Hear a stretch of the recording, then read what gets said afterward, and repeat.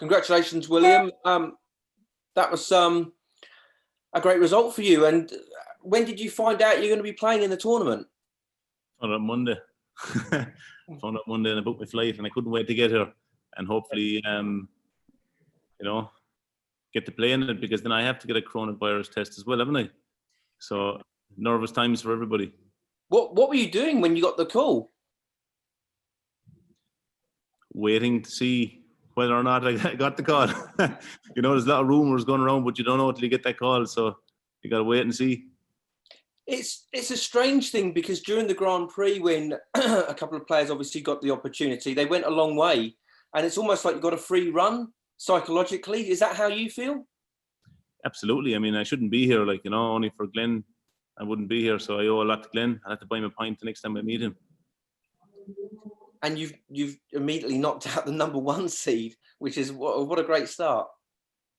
Look, I don't mind whether it's number 1 seed or number 32 seed, which is myself. I don't mind.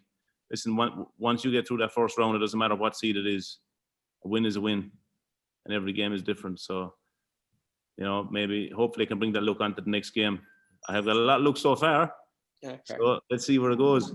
Well, that leads me on quite nicely. So when do you start believing that someone's engraved your name on the trophy, perhaps even at this early stage? You don't believe that. That's too far ahead of yourself now.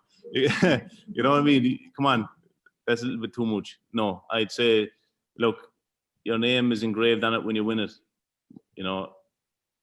I'll take it game by game, round by round, and leg by leg.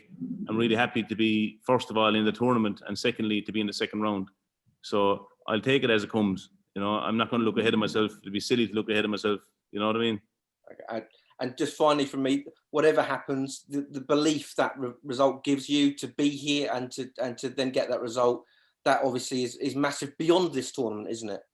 It is, of course. Of course it is. I mean, to beat Joe. I mean, Joe just won a tournament there last week. He won the European Championship last week. He's beat Michael Van Gerwen in the final. I draw him first round. Now, needless to say, I'd sooner draw Joe than I would Michael Van Gerwen first round, obviously. But, luckily it's went my way, and I get a chance now to progress even further. Well, listen, it's great to see you then. Great to see you smiling, Willie, and congratulations. Thanks for your time. Thanks very much. Willie, huge congratulations. Just want to go back to last Thursday when the news broke that Glen had obviously tested positive coronavirus. Were you aware of your situation in the rankings even on Thursday before the last Euro Tour? I wasn't aware on Thursday, but I was aware on Saturday. But at the same time, you don't know how things are going to turn out, so you just got to wait. I didn't watch the tournament. I didn't watch the games. I was watching little bits, obviously. Your mind is running around 100 miles an hour. So I was watching little bits, but I wasn't watching games. I wouldn't, look, at the same time, I wouldn't wish anyone to lose a game, and I always say, what's meant for you won't pass you by. So I said to myself, whatever will be, and I'll see how it goes. Obviously, you said you were watching little bits. Is it hard not to get excited on the prospect of thinking, hang on a minute, I might get a call here? And obviously, when the call comes, you're like, oh, now it all starts. Like you said, you've got to have a coronavirus test. And what's that like waiting for the results? Well, what I would say, first of all, no, I wasn't excited with the chance of getting in on someone else's back. But at the same time, I was over the moon that I did get in there. Secondly, when I did get that call, I thought to myself, you're going to test negative, aren't you? You are, you've got all these things going through your head. You've got the look, but you still have to pass that test. And, I've got 2 coronavirus tests in the last couple of days. They're not nice. Obviously, for you as well, is this ideal preparation now for the World Cup, obviously next weekend? Because, like you said, originally you were meant to be playing, where now you've got a weekend of playing darts before the World Cup. Yeah, definitely, absolutely. My best practice comes from match practice. I can practice. If I practiced 8 hours a day, it wouldn't do me any good. The more time I get playing, the better I'll play. That's just me. That's just how I am. And unfortunately, it's not the best way to be, but the more I play, the better I'll play. Obviously, talking about the World Cup as well, last year came so close with Steve Lennon.